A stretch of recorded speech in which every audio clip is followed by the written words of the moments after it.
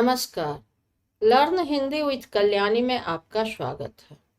आज हम लोग एनसीईआरटी के वर्ग दशम हिंदी क्षितिज भाग 2 काव्य खंड का पाठ 5 सूर्यकांत त्रिपाठी निराला रचित उत्साह एवं अट नहीं रही है कविता के बारे में जानेंगे।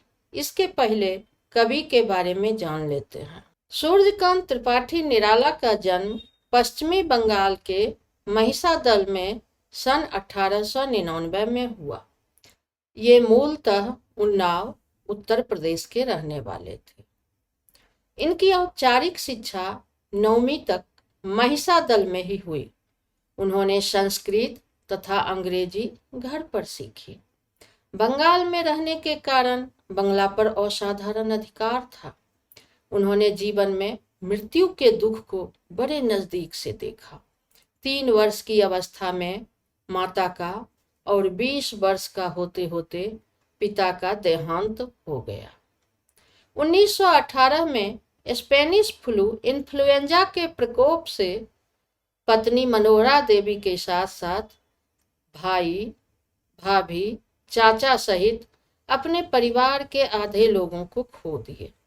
अंत में उनकी पुत्री भी काल के गाल में समा गई तो कवि का हृदय वेदना से टूक टूक हो गया।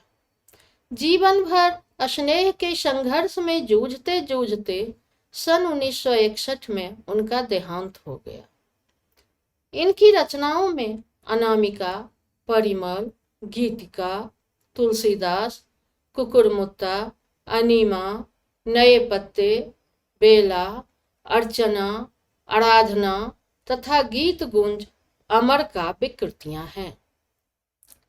लीली, चौधरी चमार इनकी कहानी संग्रह है।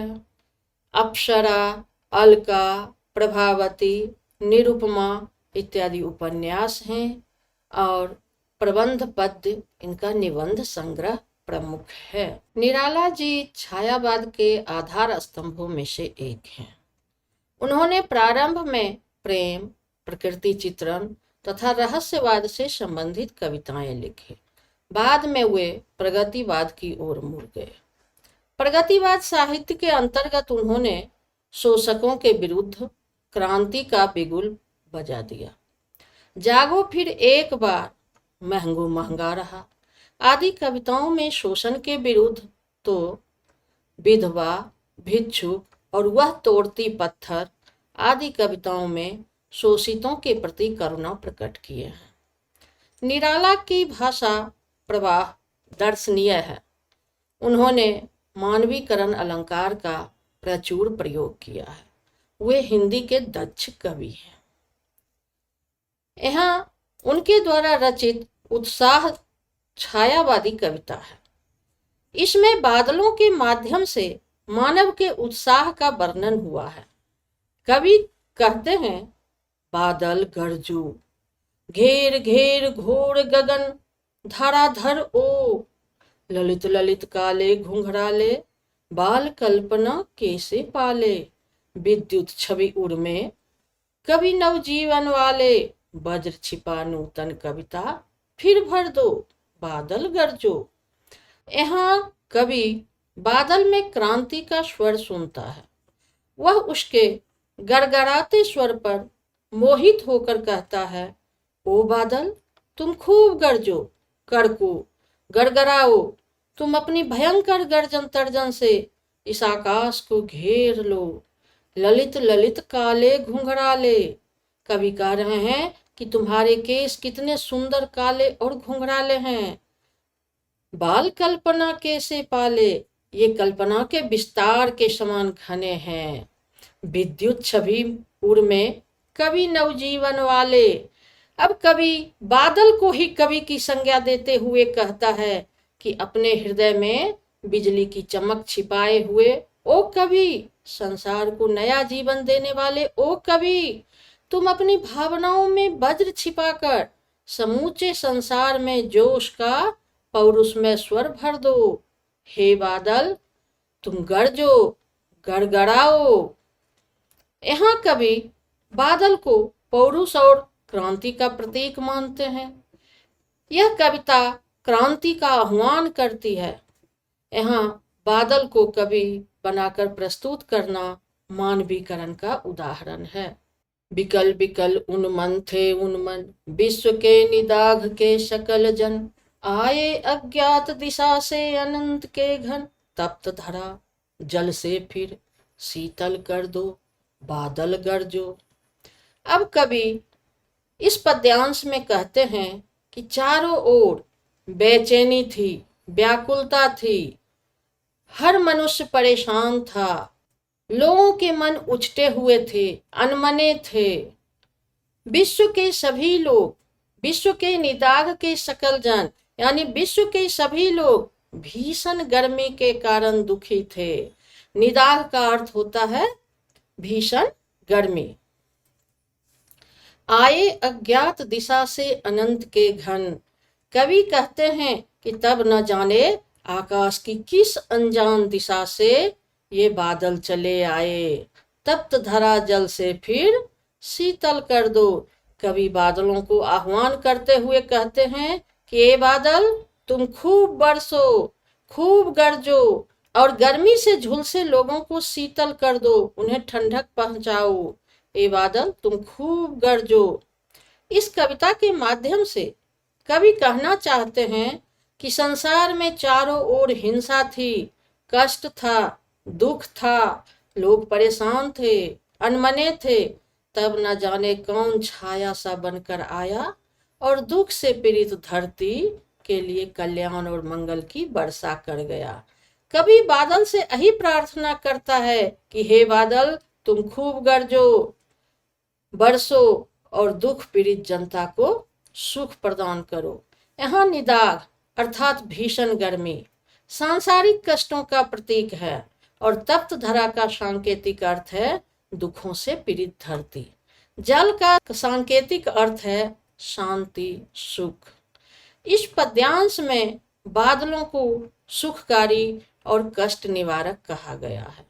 उन्हें धरती के तापों और कष्टों का निवारक कहा गया है। अब निराला जी रचित दूसरी कविता अट नहीं रही है पढ़ेंगे। इस कविता में बसंत ऋतु का पूर्ण वर्णन किया गया है। निराला जी फागुन मास की मादकता का वर्णन करते हुए कह रहे हैं कि अट नहीं रही है आभा फागुन की, तन सट नहीं रही है। कवि कह रहे हैं कि फागुन मास की मोहकता इतनी अधिक है कि समा नहीं पा रही है। वह बाहर छलक छलक पड़ती है, यानी शरीर के अंदर नहीं समा रही है। फागुन की कांति तन में समा नहीं पा रही है, उसके कारण लोगों के चेहरे पर खुशी झलक झलक उठती है। कहीं सांस लेते हो, घर घर भर देते हो, उड़ने को नभ में तुम पर पर कर देते हो। अब कवि कह रहे हैं, फागुन को संबोधित करते हुए कवि कह रहे हैं कि हे फागुन, कहीं सुगंधित हवा का झोंका उठता है तो लगता है तुम खुलकर सांस ले रहे हो। तुम्हारी सुंदरता प्रत्येक घर में लहलहा रही है। लोगों के घरों में रंग बिरंगे फूल खिल रहे हैं, जिससे उनकी शोभा बढ़ गई है। तुम वातावरण में ऐसी मादकता भर देते हो कि पक्षी भी आकाश में पंख फड़फड़ाते हुए उड़ने को आतुर हो उठते हैं। लोग भी उत्साह से तरंगित हो उठते हैं। कवि फागुन को कह रहे हैं कि तुम इतने सुंदर हो कि तुम्हें निरंतर देखते रहने को जी चाहता है। यहाँ कहते हैं आंख हटाता हूं तो हट नहीं रही है। कवि कह रहे हैं कि तुम्हें निरंतर देखते रहने को जी चाहता है, मैं तुम्हारे सौंदर्य पर से आंख नहीं हटा पाता हूँ। पत्तों से लदी डाल, कहीं हरी कहीं लाल, कहीं परी है उर्मे मंद गंध पुष्पमाल, पाट पाट शोभा श्री पट नहीं रही है। अब इस पंक्ति में कवि कह रहे हैं कि फागुन में वृक्षों पर नए पत्ते लद गए हैं, कहीं हरे हरे पत्ते उगाए हैं तो कहीं लाल लाल। कहीं वृक्षों के गले में मंद मंद सुगंध वाली फूलमाला दिखाई दे रही है। कवि का कहने का आशय यह है कि किसी वृक्ष पर सुगंधित फूल उगाए हैं। जगह जगह पर सौंदर्य इतनी बढ़ गई है कि वह समा नहीं रही है, वह सब जगह प्रकट हो रही है। इस कविता में फागुन की मादकता, मस्ती और शोभा का अत्यंत मनोहारी वर्णन हुआ है। यह वर्णन इतना गतिशील और सूक्ष्म है कि फागुन का प्रवाह मानव मन पर भी दिखाई देता है। कवि का भाषा इसमें अत्यंत मनोरम है। आंख हटाना, अट पाना आदि मुहावरों का प्रयोग हुआ है। अगर आपको मेरा यह वीडियो पसंद आया हो, यह कविता समझ में आया हो, तो आप मेरे वीडियो को लाइक करें, चैनल को सब्सक्राइब करें और अपने दोस्तों के साथ, सहपाठियों के साथ शेयर करना ना भूलें।